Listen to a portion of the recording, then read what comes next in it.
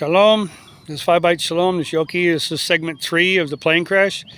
First segment 1, we got up in the air, everything leading up to it. Second was the details of the flight and the crash itself and when I died.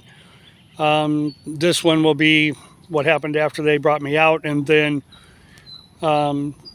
segment 4 will probably be, or there may I don't know how long it's going to take. It's up to him. But segment 4 will probably be what happened while I was dead, which is the details of what I was what I experienced. So segment 3, they got me on a cot after I got taken out of the plane.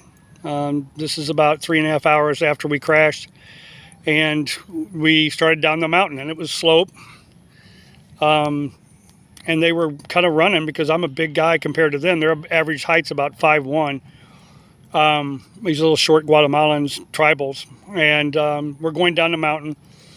And as we're going down the mountain, in the midst of all this tragedy and pain and pieces of my dead friends on me and pieces of the plane stuck in my body and scalp and my shirt and my legs and everything, and all of my injuries, in the midst of all that, you know, I couldn't picture something more horrific. And then we are coming down, and this gentle rain, this mist started falling in my face. And I don't know, I just felt his presence. You know, I had a peace about dying. I'd been dead before. I knew there was nothing to fear. Total peace. I mean, total peace. And so, anyway, I was not, you know, in a good mood, but I was thankful to be alive because I knew that he had a purpose for me, you know, like he always has a purpose for all of us. I mean, I don't believe in greater or lesser purposes. And so we're coming down the mountain, and there's this big crack in the ground. I mean, it's like 18 inches across. It's about maybe 20, 30 feet wide, and we're going down. I'm a big, heavy guy, you know, compared to them, and those 6 guys were kind of having a hard time maintaining a slower pace. And they were kind of like halfway walking really fast and on the edge of a jog. And as we go over that crack, the first 2 guys stepped over it, kind of halfway jumped over it, and I felt, because I was going down feet first, head first. And I felt the bump, and then the middle guys went, and then the last guys went. But the middle guys, the guy on my right, was there, and I call him Enoch because he was there and then he wasn't. They're running like this, and all of a sudden, poof, he's gone. He fell straight down into that crevice and was gone. The crevice was about 7 to 8 feet deep, and he just disappeared. And then, just like when Messiah was carrying the cross and stumbled, and then somebody was, you know, called out to help him get up and help him carry. I mean, because there was 2 lines, just like you know, bucket lines, just a line of people all the way down the mountain. There must have been 300 people. From the top to the bottom of that mountain was easily over 1.5 miles. And every 5 or 10 feet, there was a person. And they had been mashing and making a path to get stuff up and down the mountain because it was all planted in corn. The corn was about, I don't know, 5 feet high. And so somebody standing right there next to the crevice saw the guy fall in, saw my cot dip, and stepped in and grabbed his place, and we went all the way down. And I started laughing. And like I said, I was not a happy guy, okay?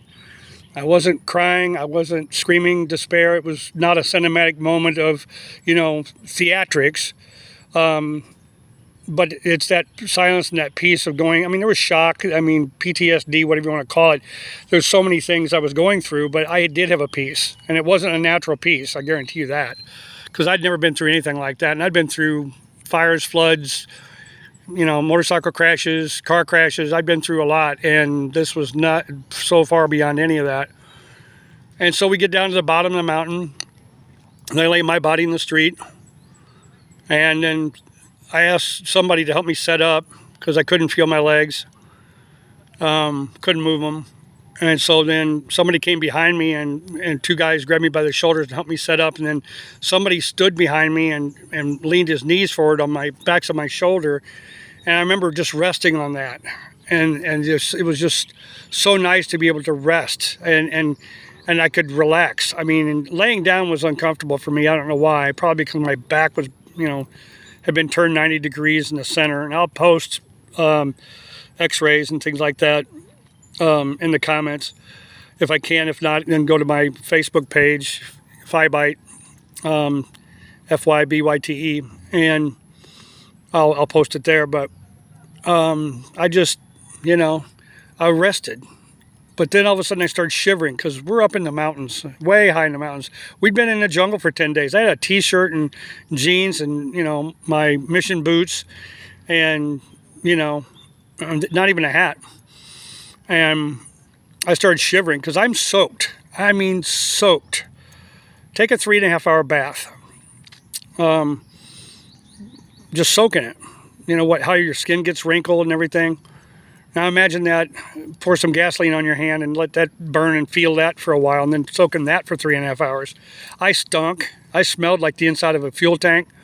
People were not close to me. They all came up and then they would back up a little bit because I was reeking, I imagine. I mean, I don't know why they did that, but they'd walk up close and then they would back up like they were afraid that I was going to ignite into fire. But, the flammables were all gone by that moment. By the time I got to the bottom of the mountain and I'd been rinsed off by that light rain, I still had tons and tons of saturated fuel in my hair and my clothes, my boots, soaking, my socks, brief.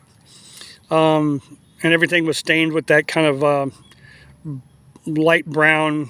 It was, I think it was a lighter brown colored fuel, but like tan. But anyway, I started shivering. I was getting cold. And this little old grandma comes out of nowhere, walks over to me, and she has this bright red shawl on her shoulders, and she takes it off and she drapes it over the front of me because my back was against that guy's legs. And I just never forget how wonderful that felt. Not just the warmth of this really, soft cashmere, soft, who knows what it was made of, alpaca or what, but it was so soft and beautiful red, bright red, and small. It wasn't a big shawl. She's tiny, 4'10". And when she did that, 4 or 5, 6 other women, grandmas and aunties and uncles, came over and started laying their shawl, because it's cold up there. They all wear a shawl. I call it a shawl. It's like a big scarf, but thicker. And they all laid those from tip of my feet all the way up, and so then time came to go to the hospital. They finally got a truck, a little Chevy S10 pickup truck, I think it was, or a tiny Toyota, the old ones, the little tiny ones. And they put 5 of us. They put 5 of us in the back of that. And then 2 people were already gone to a different hospital. We didn't know it, but they were going to a private hospital. When they picked us up, they were taking us to a public hospital, which, we were told we would have never survived, even walking in healthy. When they came to get us, then all these people, stepped forward and took their cover back, except for that grandma. And I reached up to give it back to her, and she's like, no, senor, no. I was like, thank you, because I was still cold. And so I kept that over me. I put it on my back and wrapped it around my shoulders and held it, and I went all the way to the hospital like that. I got in the hospital, and they x-rayed all of us head to toe. They told me my back was broken in the middle, and that's why I was paralyzed. And, they had no way to do anything, no surgery or anything. This was not a major hospital. This was a tiny place called Quetzaltenango, which I will spell in the comments, Quetzaltenango. Our base was at Xela, Xela, it's pronounced Xela, which means God's place. And so I'm in the hospital, and I'm paralyzed, and I can't move, and I'm still stinking. They didn't bathe us. And so then some people came, and they kept coming back and visiting me and asking me how many passengers. and they had found everybody but 3, and I told them, and they kept coming back, "Are you sure?" I'm like, "I helped pack the plane. I was triage and safety and security, and I helped the 2 pilots and the co-pilot pack the plane with all the luggage from all the previous people who left by land or by previous, and you know, so we were completely properly loaded. You know, there was nothing wrong with the plane, but they kept saying, you know, they were missing 3 people, and they finally found 2 of them. And one was, well, and they were all 3 from the cockpit because they were the first ones that hit. And, you know, like I said, it was just like a blender and just cut everybody to pieces. But it was probably an hour and a half, 2 hours. And then they came back and said, "Are you sure there's one, there's only this many?" And I said, "No, give me the names." So they gave me the names. I knew every one of them. I said, "You're missing the pilot, Jim Jr. His dad, Jim Sr., was the founder of the ministry. And Jim, like I said, it's, you know, he was a great pilot, did a great job, and did everything he could do. Right before we hit, it was a little flinch. You could tell he saw the shadow of the mountain inside the fog. And the mountain range was taller than the mountain range we were supposed to get to. And when we hit, we hit and we skidded up a little bit and imploded, but the final wreckage was about 50 feet from the top of the mountain. We were that close. And so they finally went and they looked again, checked the whole wreckage area. Finally, somebody found the pilot about 50 feet, 60 feet, 20 yards downslope from the crash. Everybody else was upslope or at the site, and then he was downslope, and his body was embedded in a tree about 20 feet up in the air. And so he, you know, perished instantly. There was nobody really suffered on that flight except for one guy, which was the biggest complainer of the whole trip. I'm not going to connect those, but you do with it what you will.